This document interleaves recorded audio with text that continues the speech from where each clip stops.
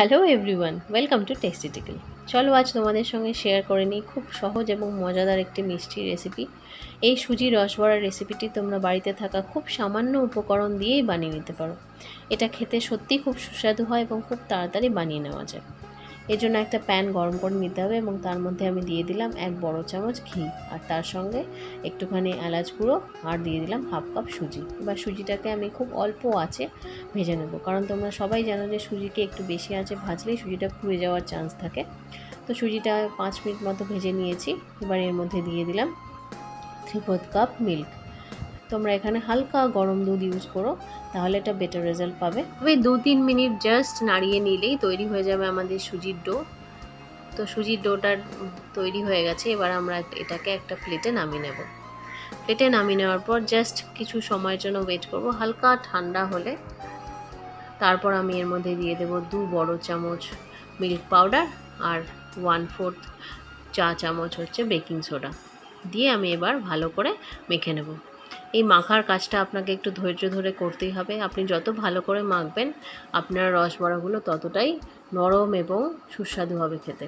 এবং মাখার সময় আমি আরও অ্যাড করে দিলাম 2 বড় চামচ দুধ। এবার আমি এটাকে মোটামুটি 10 থেকে 12 মিনিট ভালো করে মেখে নেব। ভালো করে মেখে নেওয়ার পর এটা থেকে আপনাকে ছোট ছোট করে বল তৈরি করতে হবে। আপনাকে অবশ্যই মনে রাখতে হবে যে এই নিডিং পার্টটা যেন আপনি ভালো করে করেন। তো হয়ে গেছে আমার মাখা, ভালো করে মাখা হয়ে গেছে। এবার আমি এটা ছোট ছোট বলস বানিয়ে নিচ্ছি। বানিয়ে নেওয়ার পর এরপর আমি এখানে শেপ দেবো। শেপ দেওয়ার আগে অবশ্যই হাতে আপনি ঘি বা তেল একটু নিয়ে নেবেন। তারপর আপনি এইভাবে আস্তে আস্তে করে শেপ দিয়ে দেবেন সবগুলো বলকে। তো এইভাবে সুন্দর করে আমি সবগুলো শেপ দিয়ে দিয়েছি। তো আমি যতটা নিয়েছিলাম পরিমাণ সুজি, সেই হিসাবে আমার এখানে 9টা বল তৈরি হয়েছে। এটা সত্যিই খুব তাড়াতাড়ি তৈরি করা যায় এবং সবাই খুব পছন্দ করে। তো এবার আমি বানিয়ে নেব চাশনি। চাশনি বানাবার জন্য এখানে আমি নিয়ে নিয়েছি 1 কাপ চিনি আর 1 কাপ জল। এবার এটাকে ভালো করে ফুটিয়ে নেব।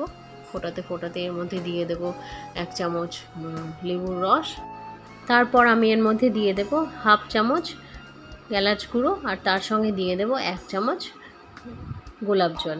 এবার সব কিছু ভালো করে মিক্স করে নেব। মিক্স করে নেওয়ার পর আমরা হাতে চেক করে দেখব, যদি একটা স্ট্রিং তৈরি হয়ে যায় তাহলে বুঝবো কি আমাদের এই চাশনিটা রেডি হয়ে গেছে। এবার আমরা এটাকে ঢাকা দিয়ে রেখে দেবো।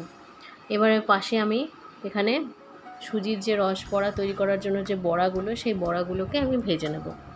এই বড়াগুলো ভাজবার সময় আপনাকে অবশ্যই খেয়াল রাখতে হবে যে আপনি লো টু মিডিয়াম হিটে এগুলোকে ভাজবেন, কারণ সুজি খুব তাড়াতাড়ি পুড়ে যায়। তো সেই জন্য বেশি আঁচে ভাজলে সুজিগুলো একদম পুড়ে যাবে। তো আপনি এগুলোকে আস্তে আস্তে করে ভেজে নেবেন এবং কন্টিনিউয়াসলি একটু চেক করে নেবেন। তো এগুলোকে গোল্ডেন ব্রাউন হয়ে গেছে, দেখতেই পাচ্ছেন। এবার এগুলোকে আমি নামিয়ে নেব। এভাবে আমি 9টা বড়াকে দুভাগে ভেজে নিয়েছি। আপনি ইচ্ছে করলে আপনার এই রসবড়াগুলোকে অন্য যে কোনো শেপই দিতে পারেন, আপনার পছন্দ মতো যে কোনো শেপ দেবেন। তো দেখুন আমার দুভাগে বড়াগুলো ভাজা হয়ে গেছে। এবার আমি সবগুলোকে নামিয়ে নিলাম। এবার লাস্ট স্টেপ, এখন আমি এই চাশনিতে এই বড়াগুলো মিলিয়ে দেবো। অবশ্যই চাশনিটা একটু গরম হতে হবে, চাশনি ঠান্ডা হলে চলবে না। তো গরম চাশনিতে আমি এটাকে দিয়ে ঢাকা দিয়ে রেখে দেবো 1 থেকে 2 ঘন্টার জন্য। এটা খেতে সত্যিই খুব সুস্বাদু হয়, আপনারা অবশ্যই বানিয়ে দেখবেন। Thank you.